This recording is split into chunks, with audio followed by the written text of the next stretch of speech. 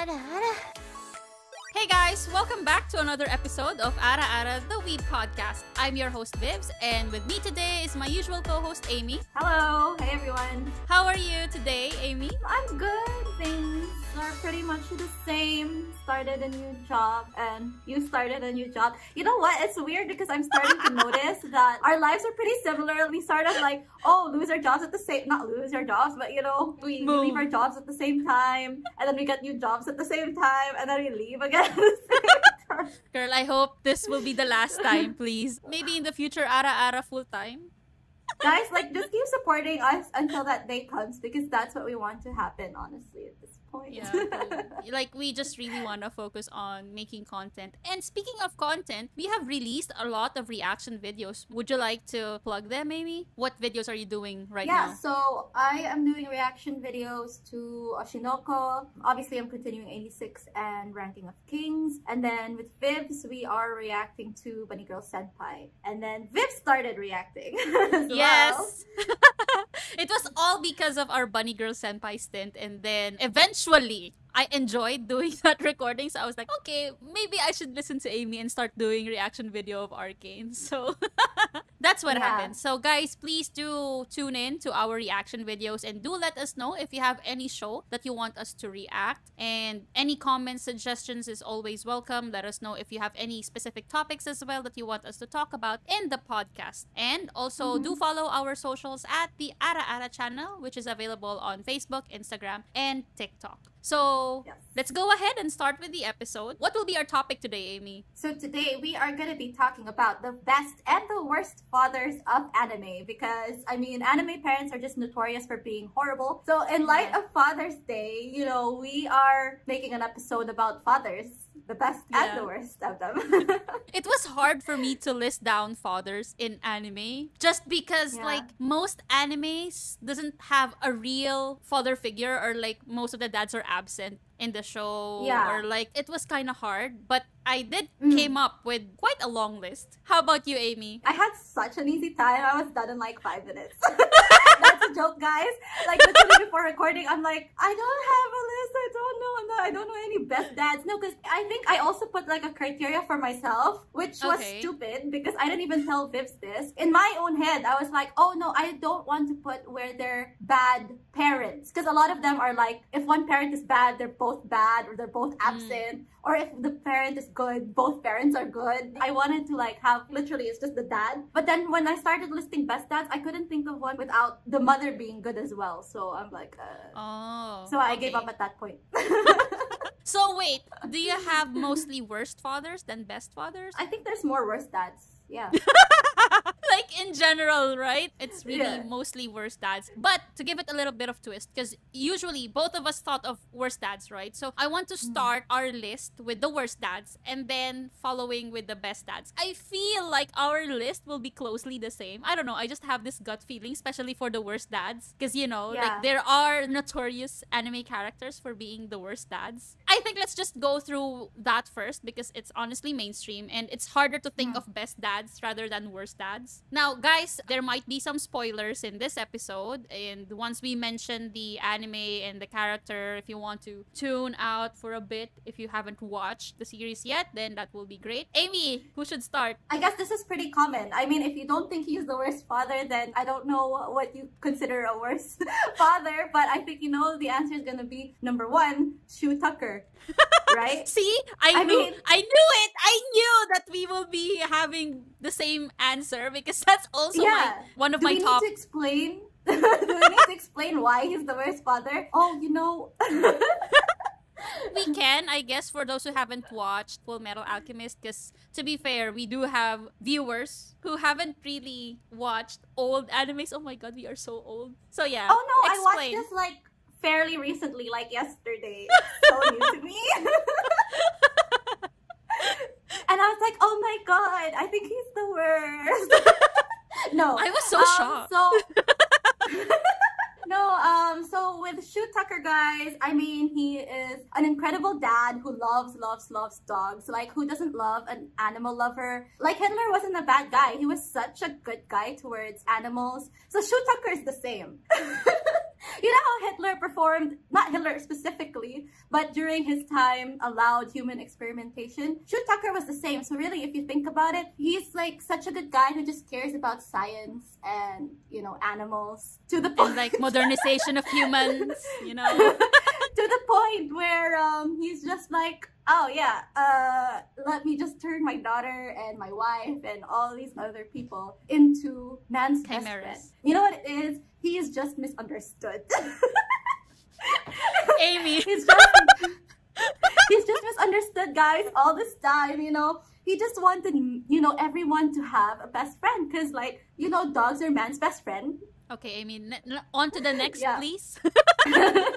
No, but yeah, so, I mean, everyone, I guess, in the anime community agrees that Tucker is one of the worst dads ever. Yeah. Actually, if not worse, that's a common knowledge, I guess, in the anime industry. Just because he experimented on his daughter, his wife, their dog. I think the wife was experimented with another type of animal, but he made chimeras out of them. Now, on my list, I listed down Goku as one of the worst dads just because he isn't actually the best role model for Gohan, for Goten throughout the whole series. I mean, do I have to really explain why? But just for those anime fans who knows Goku, we all know that he wasn't really there for his kids, even for his family in general. Like, he keeps on dying occasionally every season. No, I'm just kidding. Piccolo, best dad. Yeah, right? Like, guys, we are not limiting the discussion to biological fathers, but even to adoptive fathers. I would say Piccolo did a better job. And even Vegeta. Yeah. Like, bruh, he started off as a villain in the story, and then eventually he became one of the best dads in the series, you know? And even Krillin is way better than Goku. Goku is just like, just there for the sake of being a dad, but in general, I wouldn't say that he is a role model when it comes to his sons. How about it's like you, Amy? great guy, but bad dad. And I think that's a good segue towards my second person on the list. So second for me would be Jing Freaks. So girl, the mindset. Great guy.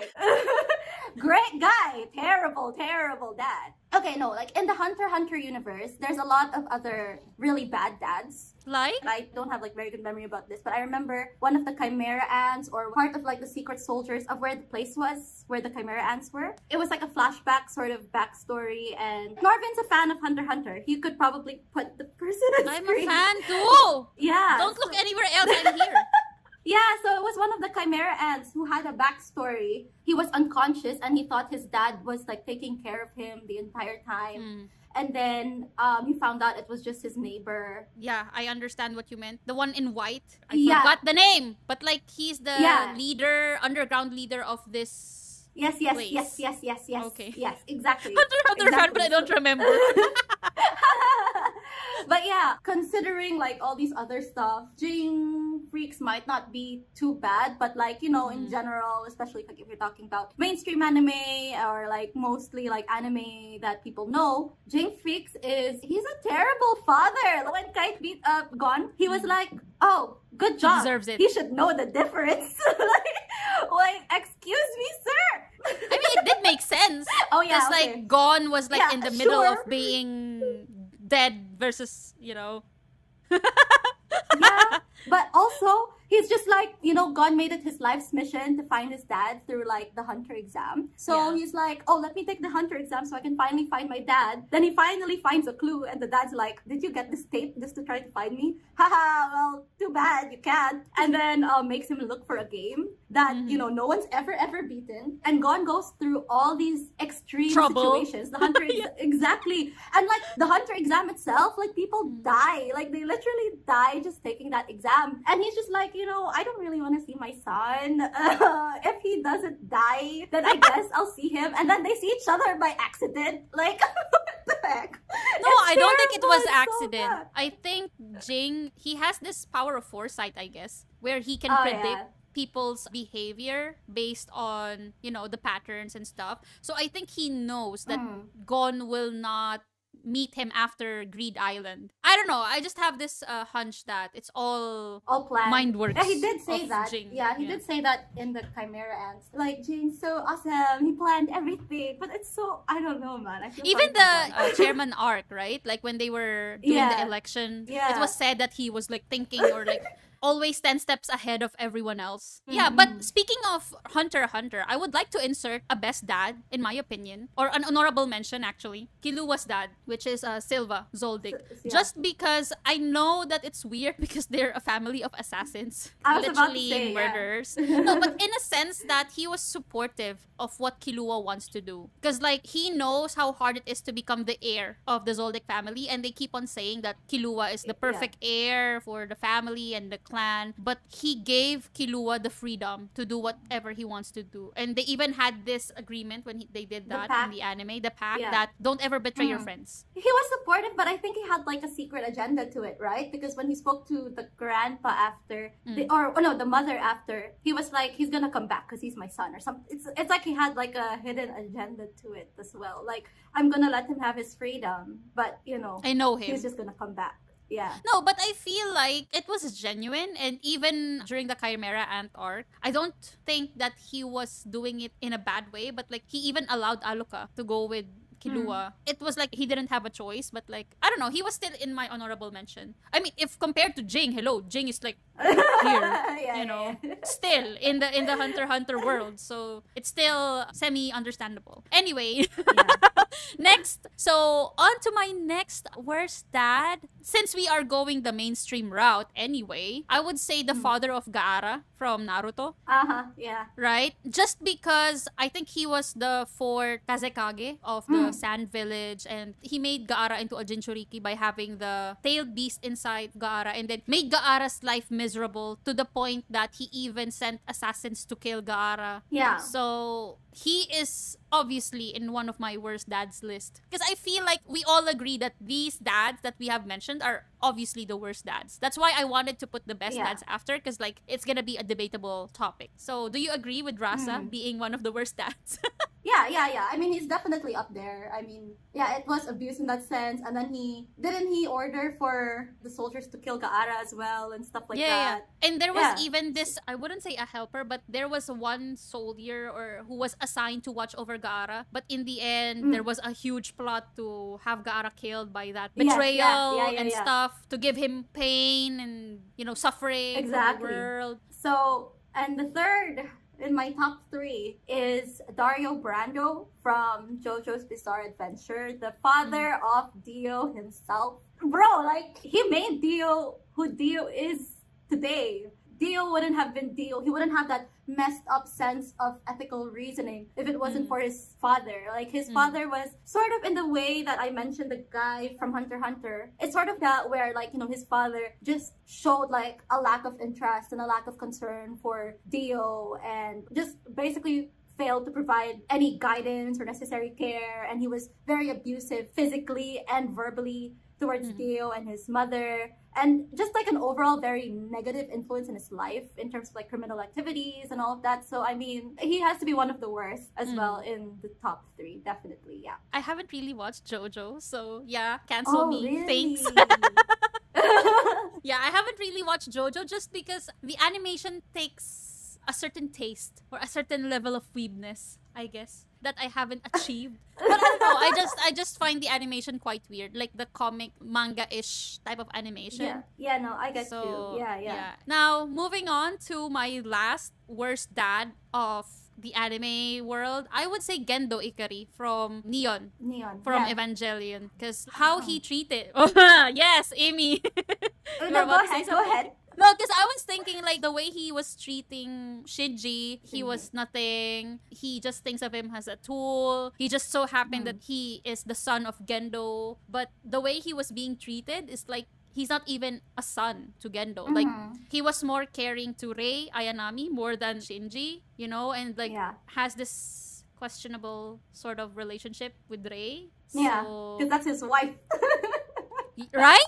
Like, I don't know if she's an adoptive daughter or a spitting image of the wife, or like, I don't know. So what about you? What's your comment on Gendo, Ikari? I mean, Gendo was in my honorable mentions. I wouldn't put him like in the worst. He's definitely bad in terms of like, again, he was very neglectful of Shinji, but then it was more of he treated Shinji from the start in a very professional manner rather than a son. A father. But he wasn't but he wasn't like completely absent. He still basically provide him all the necessities he would need as a child or whatever. Like compared to like the others on the list who were abusive or just left their kids and like, okay, you might die, goodbye, you know. With Gendo, he does like put Shinji on a like as a pilot, and it is a very risky job, but it's more of an emotional detachment and more of like professionalism rather than just being a horrible father. Yeah, but don't you think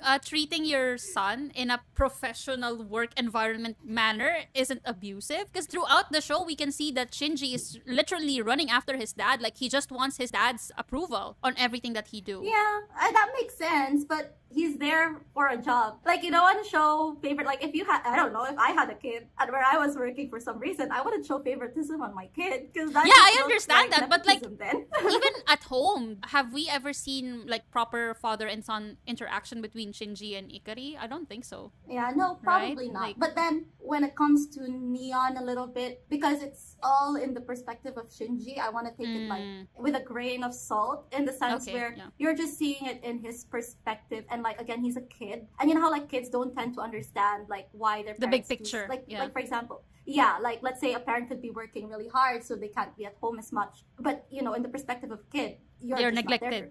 Yeah, so that's why for me it's like he's bad, but I wouldn't say he's the worst. Okay, now on to our honorable mentions of worst dads. This is just gonna be a short list. They could have been there on the list as well, but didn't because someone is worse than them. So for me, one of my honorable mention was actually Grisha from Attack on Titan. But I only put him in my honorable mentions because, spoiler alert for those who haven't watched Attack on Titan yet, he was being controlled by Eren all this time. So I wouldn't say that he is the worst dad or he's like really bad. It's just so happened that he was being controlled, but still, like, he did a lot of questionable stuff throughout the years, so that's why he's on my honorable mention. Oh, you have a point on that one, but also because he was a bad father. Like, Eren is his second chance to be a better father. So he has, exactly. Like, 2 kids. He got it wrong the first time. Exactly, right? Because like even then he wasn't controlled yet by Eren when he was a father to what was this guy's name? Like the Beast Titan. He wasn't a good father to him as well. And then as you said, second chance, but still nope. How about you? Any honorable mentions? Aside from Gendo Ikari, I had the dad from Kotaro Lives Alone, which is, guys, like, that was one of our first reaction videos, so do check that out. It's an amazing show, and it's very depressing. It follows the life of this 5-year-old kid who lives the world alone because of his neglectful parents. And for me, he's an honorable mention because his dad wasn't always a bad dad. He was a very caring and supportive dad at some point in Kotaro's life who gave, you know, really good advice, which Kotaro does follow. But the problem was, you know, his mom got into like this depression, and it affected his dad mentally as well, and he just started becoming abusive because of that and neglecting Kotaro. So he's in the honorable mentions because of that. So yeah, I do have 3 more honorable mentions, but these honorable mentions, I wouldn't say they are worst, but they are like in the middle because of their character development. You know, like on the fence. One character that I've listed down here was actually Endeavor. Just because in the beginning, a really bad dad in general. Like, his only goal was to become the top hero. But throughout the show, we did see his character development, that he realized being a #1 hero is not just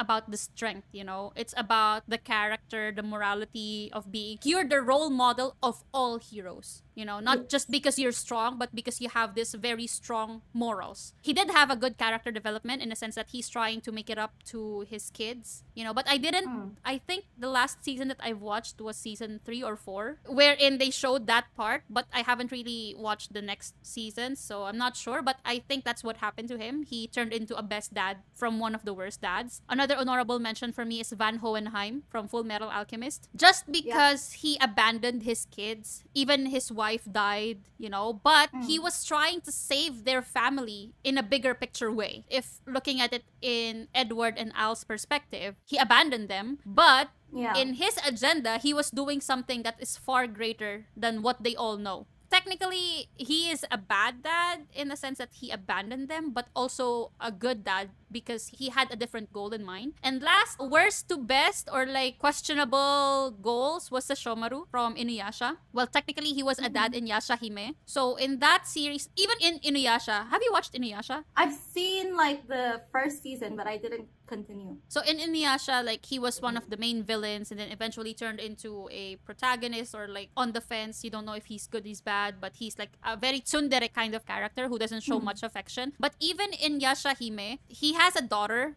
twin daughters, that he abandoned in the forest, but they weren't technically abandoned because he was like using Jackin, his servant, to assist them and all. But still, like in the kids' perspective, they were abandoned. But eventually, he was one of the best fathers, in my opinion, because he was doing everything in his power to technically protect his family, not only the kids but even his wife. Do you have any more honorable mentions? Because I feel like I have so much. No, but like I just want to point out, I think there's a lot of that in the anime dad world where they could be doing it for a greater cause and having their kid around could be dangerous. Yeah. If they were around, you know what I mean? Like that would just put endanger them. A hostage situation, and or the kid would be in danger and stuff like that. So yeah, there are a lot of that. So you can't really say they are extremely bad. So, exactly. All right. So now moving on to our best dads of the anime world. Right. So who is your top 3 or like top 1? No particular order, I guess. Just because I said Full Metal Alchemist first in my worst, I'll just give another Full Metal Alchemist one, which is Mace Hughes. See, I know. The mind sync is there. Okay.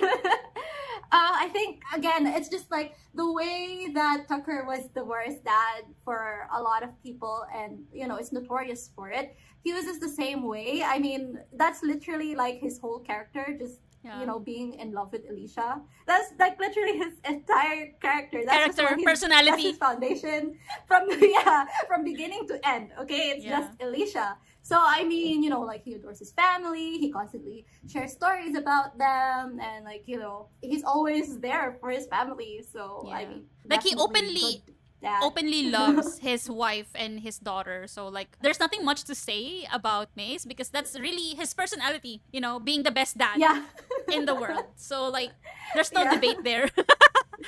Now, for me, in terms of best dad, my shirt is a giveaway, because I'm wearing this Spy Family shirt. So my top 3 is a dead giveaway. It's Lloyd Forger. Just because the way that he was treating Anya throughout the show, he's never had any experience in becoming a dad. Like, obviously, even though he's a spy, which means he have worn many hats. He could have done a lot of other jobs as a spy. But like being a dad is something that he didn't expect that will be way hard than what he is used to. He even said in one episode that this is the only time that he felt super anxious when Anya is like about to do the interview to enter the school. His second most anxious experience in life compared to stopping a missile from bombing a whole country, something like that. Lloyd, in a sense that he is very caring, which he didn't even realize it himself, but we can definitely see how caring he was towards Anya. And even in the first episode when they slept together on the couch, it was so cute. I can see definitely him, fake family, but super real guy. And I hope they become a real family. Like Mama Yor has to be there. Has to. But let's see. Like, I don't know, maybe from being a light anime, it turns dark really quickly. Who knows? Oh, that's true. Because the creator of Spy Family has a lot of dark anime on his list. I mean, like, he's made a lot of dark anime, so makes sense. Like it could be My Hero Academia, which is light and fun in the beginning, and then dark anime era. So yeah, like, let's see. But I hope it doesn't go there. So how about you? Anyone else on your list? Like second best or what? Yeah, no, Lloyd was like an honorable mention for sure. Another one for me for the best dad would be Furukawa in Clannad. I don't know if you've seen Clannad. No, I haven't seen Clannad. So like in Clannad, he's the father of Nagisa, and he's just very supportive of like the dreams and aspirations of Nagisa, very encouraging. So yeah, he's just a really good dad. Okay, so for my top 2 best dad, I would say Byakuya Ishigami from Dr. Stone. Oh yeah, that's true. Yeah, Right? yeah. Because, correct me if I'm wrong, is he the real dad of Senku? I don't think he's an adoptive father. Yeah, he's an adoptive father, right? But even being his adoptive father, he was so supportive of Senku. He believed so much in Senku's abilities to the point that he funded most of his experiments. He is building these ships, supporting him in his dreams of, you know, exploring space and all. And even when the world was petrified, he believed that Senku will one day wake up and revive humanity. And he left all of his trust and faith onto Senku. Even building the 100 tails to give Senku an idea, and even naming the village as Ishigami Village. Ishigami, exactly. So he would know. Yeah, right? that it and was that's the it was record them. for him. Yes. Record and the Soyuz space and the spaceship and everything. So everything that Byakuya did, even when the world was petrified, was all for Senku because he trusted and he believes in Senku's abilities. So he's one of the best dads for me. And guys, just gonna plug, speaking of Dr. Stone, season 4 is out. Wait, season 3. Wait, I did a whole recap. Season 3 is out. Yeah. Season 3 is out and I did a whole recap, so do check it out. For my last one, it's gonna be Minato. I think that's controversial for some. I think there are some people who think he's like a really bad dad though. But yeah, for me, he's on my good dad list. Because like, even if it was a limited time together, he played a very significant role in Naruto's life. Like, he sacrificed his own life to protect Naruto. And the village. You know, entrusted him with the 9 tails. And yeah, all of that stuff. He unknowingly inspired Naruto to become a Hokage. And like, Naruto looked up to the 4th Hokage and stuff. So I mean, yeah, in some sense, like, he was there for Naruto even if he wasn't physically there. He was actually in my honorable best dad list. Because, to be honest, my best dad is actually Umino Iruka. Okay. Which is, surprisingly, technically he's not Naruto's dad in any way, shape, or form. But he was like a figurative dad for Naruto. And even, oh my god, I'm having goosebumps right now because both of our answers are like same character from like Naruto series. But no, what I'm trying to say is like on his wedding, he gave this letter to Iruka. He wanted to ask Iruka to be his dad. My god, it was such a goosebump scene. And Iruka was crying because he thought Naruto forgot about him and like he's not invited to the wedding. And my god, like when I saw that scene, it's one of the best scenes actually for me of Naruto. When he said that, I want you to be my dad in my wedding. And it just circles back to the first episode of Naruto where Iruka was actually one of the first characters who believed in Naruto since the beginning, which was when he was being attacked by someone. I totally forgot, but like there was a line that he is not just anybody, he is Naruto of the Leaf Village, which made Naruto cry so much, and he defended Iruka. So that's where it actually all started, right? The story of how he was originally a delinquent student who couldn't even graduate, but because of that, he was able to redeem himself and graduate in the academy and, you know, started the whole journey of Naruto being Naruto. So yeah, that's why I listed Iruka as actually my top one or like best dad in the series. And you know, even throughout the show, you always see him giving advice to Naruto. I mean, it's arguable which one is the best dad because as you've mentioned, Jiraiya, but I think of Jiraiya as more of a teacher figure more than father. A mentor. Like like if you compare Iruka versus Jiraiya, Jiraiya was more of a mentor rather than a dad to Naruto, which compared to Iruka, even when Naruto has had issues in his life, they always just go to Ichiraku Ramen to have this quote-unquote dad bonding. And going on to our honorable mentions, do you have any honorable mentions for Best Dad Award? No, I was just gonna say like Lloyd and Jiraiya, which I mean pretty much covered. And for me, my best dad's honorable mentions were actually Mace Hughes and Minato. But I would also want to include Light's dad, Soichiro Yagami. Chief of Police. Chief of Police. Just because the only mistake he has ever done in his life was to bring life to Light Yagami. You know, like even throughout the show, he was hell-bent on proving that Light isn't Kira. even plotting this whole scene where Kira will be killed by him in the car, and like if he's the real killer, he will write my name even if I'm his dad. You know, sacrificing a lot just to prove Light's innocence, but in the end, it was really unfortunate. Also, did his best to save his daughter. When the daughter was like kidnapped, he is one of my honorable mentions. So yeah, I think that's it. Do you have anything else to add? No, that's pretty much it for me. I just want to say, if you're watching and you're a dad, happy Father's Day and hope you aren't a bad dad. Yeah, happy Father's Day. Like, love anime, but don't be an anime dad stereotype. Yeah. That's true. That's true. So now, moving on to our favorite segment of the show, anime recommendations. Any anime that you would want to recommend that has the best dad? Oh my god. Something with the best dad. Like, you recommend first. I have to think about it. So for me, well, since you have already done the Dr. Stone recap, for me, I would recommend Yashahime, which is a continuation of Inuyasha and Sesshomaru. See, the thing is, with Yashahime, I watched it on a weekly basis when it was first released. I even marathoned the whole Inuyasha just because of Yashahime. Like, imagine binging the whole Inuyasha world just to watch Yashahime. That's the motivation behind that, because I love Sesshomaru. He's my husbando.